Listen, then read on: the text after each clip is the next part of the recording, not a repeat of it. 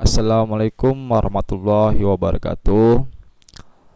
Selamat pagi anak-anak dan salam sejahtera bagi kita semua. Semoga anak-anak Bapak dalam keadaan sehat semua. Amin ya robbal alamin.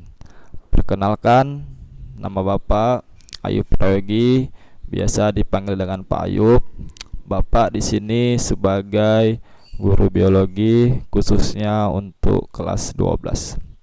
Di sini Bapak akan menyampaikan kontrak pembelajaran biologi untuk 1 semester ke depannya.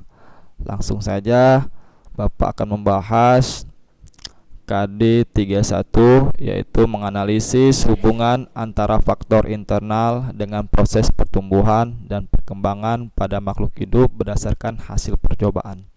Materinya yaitu perbedaan pertumbuhan dengan perkembangan makhluk hidup, kemudian bagian-bagian struktur biji, tahapan-tahapan proses pertumbuhan dan perkembangan pada tumbuhan, dan proses fisiologi perkecambahan, dan yang terakhir faktor-faktor yang mempengaruhi perkembangan dan pertumbuhan tumbuhan.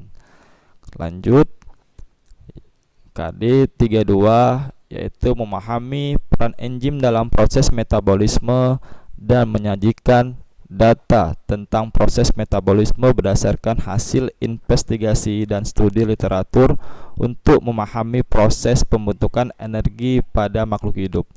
Materinya yaitu membedakan pengertian metabolisme, katabolisme, dan anabolisme. Kemudian yang kedua, komponen-komponen enzim. Dan yang ketiga, menganalisis sifat-sifat enzim. Dan yang keempat, menjelaskan cara kerja enzim. Dan yang kelima, faktor-faktor yang mempengaruhi kerja enzim. Kemudian KD 33 yaitu menganalisis keterkaitan antara struktur dan fungsi gen, DNA, kromosom dalam proses penurunan sifat pada makhluk hidup serta menerapkan prinsip-prinsip pewarisan sifat dalam kehidupan.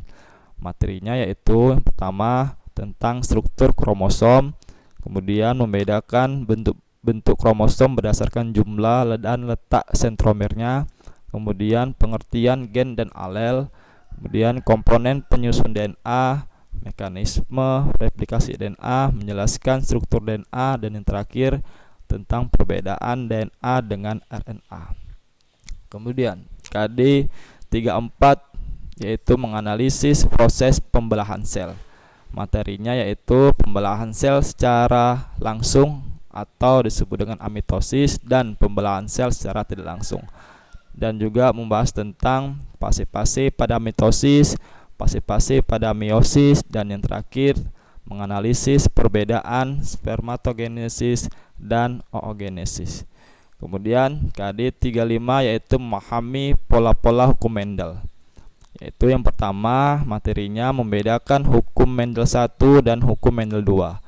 Kemudian yang kedua, penyilangan monohibrid dan dihibrid. Dan yang ketiga, penyilangan secara test cross, bed cross, dan resiprok. Dan yang keempat, menghitung macam gamet, genotip, dan fenotipnya.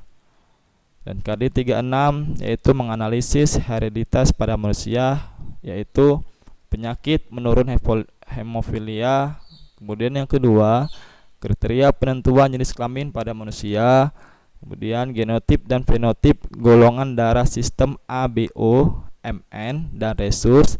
Dan terakhir yaitu tentang genotip dan fenotip kelainan dan penyakit menurun pada manusia. Nah, di sini juga ada kriteria penilaian. Di sini ada 3. Yang pertama yaitu sikap, harus bertakwa, disiplin, jujur, dan bertanggung jawab. Kemudian yang kedua ada pengetahuan, yaitu berupa tes lisan dan tulisan dalam penugasan. Kemudian yang ketiga keterampilan, yaitu tentang praktek, portofolio, dan project. Kemudian juga ada media pembelajarannya. Yang pertama kita akan menggunakan buku mata pelajaran biologi khususnya untuk kelas 12. Kemudian menggunakan aplikasi Microsoft 365 atau bisa disebut dengan Microsoft Teams. Kemudian menggunakan aplikasi WhatsApp, kemudian menggunakan video, kemudian menggunakan internet.